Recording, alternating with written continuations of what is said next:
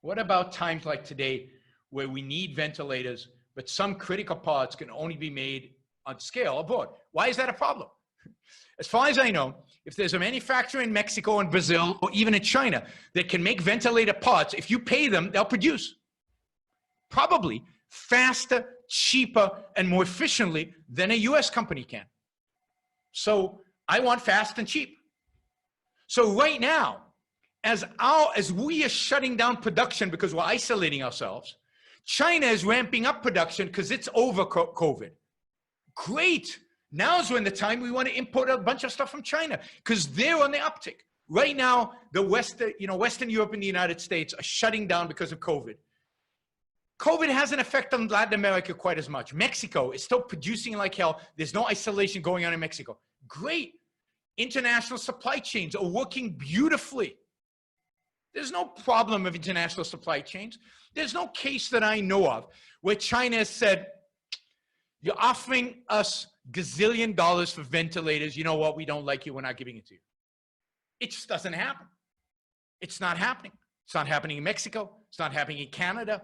On the contrary, they're happy. I mean, New York just got, over the weekend, 1,000 ventilators. From whom? From a Chinese company. Because China wants to make money, because the Chinese company, not China, wants to make money, and they sold New York ventilators. Isn't that cool? Shouldn't we be celebrating that? Globalization is wonderful, fantastic, phenomenal, the best thing in the world, even more so in the midst of a pandemic. What we need today, what I call the new intellectual, would be any man or woman who is willing to think.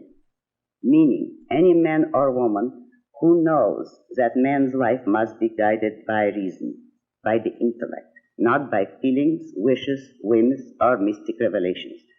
Any man or woman who values his life and who does not want to give in to today's cult of despair, cynicism, and impotence, and does not intend to give up the world to the dark ages and to the rule of the collectivist brute.